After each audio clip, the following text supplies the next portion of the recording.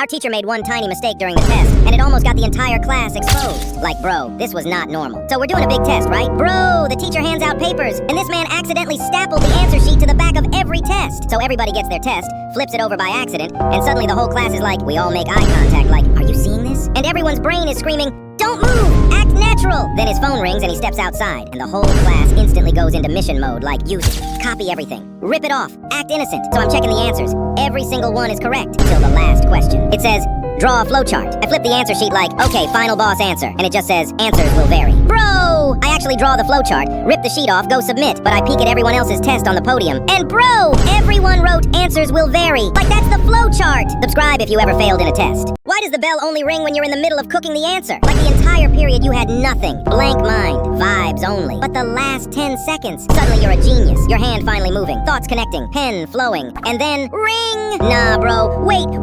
Now you're doing that thing where you pretend you didn't hear it. Writing smaller, faster, like if you finish quietly, time won't notice. Meanwhile, everyone else already packing up, bags zipped, chairs moving, teachers staring directly at you like, don't do it. And you're like, just one word, just one sentence, just one miracle. Then comes the deadliest sentence ever. Put your pens down. Down? My brain just logged in. And the worst part, you walk out knowing you had the answer. It was right there. You just needed 15 more seconds. Sometimes it's all about timing, and timing hates me. Subscribe if this ever happened to you. Bro, why does your stomach only act up when the room is dead silent? Like the class is quiet, too quiet. Teacher's explaining something serious. No talking, no movement, and then your stomach goes, roar!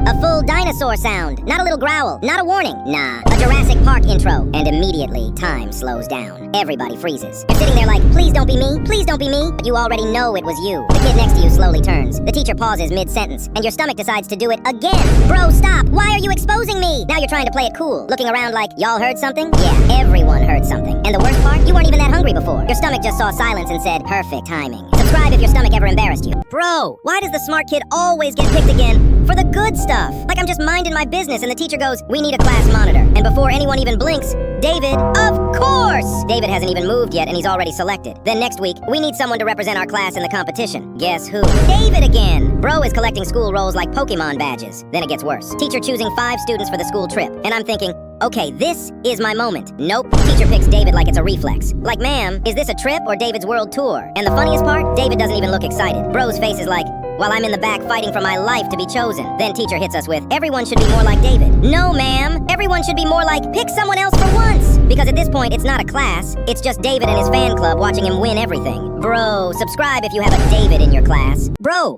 why is it that the moment you're absent one day, the entire universe updates without you? Like you miss one class. One. And suddenly you come back the next day and everybody's acting different. And I come back the next day and everyone's acting like I just woke up from a 100-year coma. It's like the earth did a backflip. You walk in like, hey guys, and my friend goes, bro, you missed everything. Everything? What do you mean everything? I was gone for 24 hours and apparently dinosaurs died again. I look at the board. The board looks like someone summoned a demon using algebra. Then my other friend goes, also there's a new rule now. A new rule? School updated without me?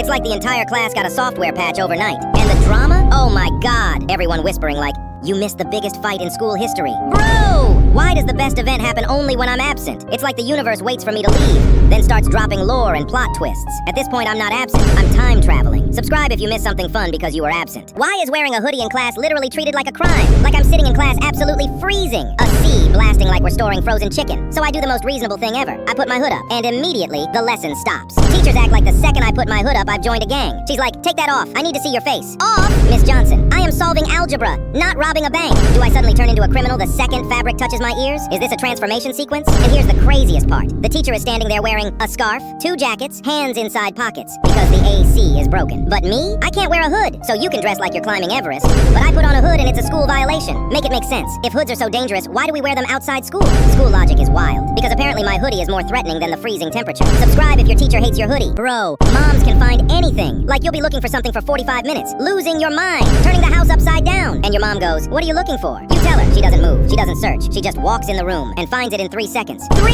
And it's always in the place you already checked. She's like, it was right here. Right where? I looked there 12 times. And the way she finds it too. One hand, no effort, while talking about something else. Like she wasn't even focused. Meanwhile, I'm sweating, stressed, rethinking my life choices. And then she hits you with, see? You don't look properly. Don't look properly? I used a flashlight. I moved furniture. I spiritually searched. But somehow, mom vision works on another level. At this point, I'm convinced moms don't find things. They summon them. Because there is no way. Moms don't lose things. Things lose themselves until mom shows up. Subscribe if you love your mom. Bro, I just realized something. You can punch yourself. You can slap yourself. You can embarrass yourself daily. But the second you try to tickle yourself, your body's like, nice try. And it's not because you're doing it wrong. It's because your brain is a professional hater. Here's the science part. When you move your hand to tickle yourself, your brain basically sends a message like, alright, I'm about to touch myself in 0.2 seconds. And the cerebellum, the part that helps control movement, predicts exactly what the touch will feel like, where it'll happen, and how strong it'll be. So when the touch actually happens, your brain goes, yep, saw that coming. And it literally turns down the sensation so it feels weaker and not ticklish. That effect is called sensory attenuation. And that's why tickling works best when it's unexpected. Because tickling isn't just touch, it's your brain panicking like, what was that?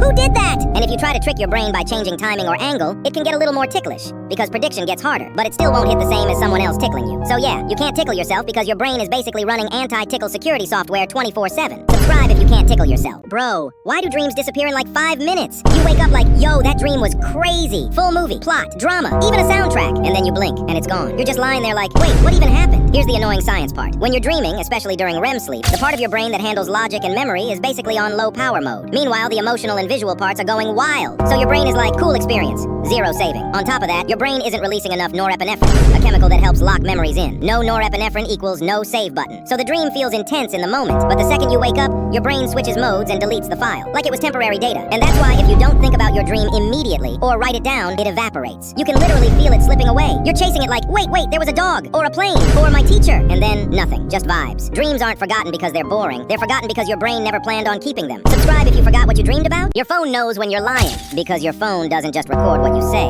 records how you say it. In 2017, researchers found that smartphones can analyze voice stress, breathing patterns, and pitch changes during calls. So when you say, I'm fine, but your voice gives up on you, your phone can flag that as stress, but that doesn't even compare to this. Your phone tracks typing behavior, how fast you type, how often you backspace, how long you hover before hitting send. In internal developer research, slow typing plus constant edits was labeled as hesitation behavior. So when you type, yeah, delete it. Yeah, LOL, delete it again. Your phone already knows you're unsure. But the scariest one is this. In 2020, researchers proved that phones can detect micro movements and pressure changes on the screen. When people lied, they tapped harder. They swiped faster, without realizing it. No camera, no microphone, just touch data. So when you text, I swear I'm telling the truth, your phone doesn't believe you. Subscribe if you have a phone. This one time I tried to be funny in class. I lean over and whisper a joke to my friend. Low volume, private, safe. He looks at me and goes, what? Okay, no problem. I say it again, a little louder. He's like, huh? Now I'm annoyed and confident. So I say it again, way louder. And suddenly, the entire classroom goes dead silent. And the teacher slowly turns around like, do you want to share that with the class? Bro, share what? I don't even remember the joke anymore. My brain completely logged out. I'm just standing there staring at her like, ma'am, I don't exist right now. Everyone's looking at me. My friend's looking at me like he's never met me before. And I'm just thinking, all this for a joke that wasn't even that funny. Bro, subscribe if you ever got called out like this. Bro, we're just friends might be the most painful sentence ever created because it sounds so innocent, so harmless. But the second you hear it, your heart already knows what time it is. Like you didn't even ask anything crazy. You weren't proposing. You just existed. And they go, oh no, we're just friends. Just friends. Why did you say it like a warning label? And now you gotta act normal.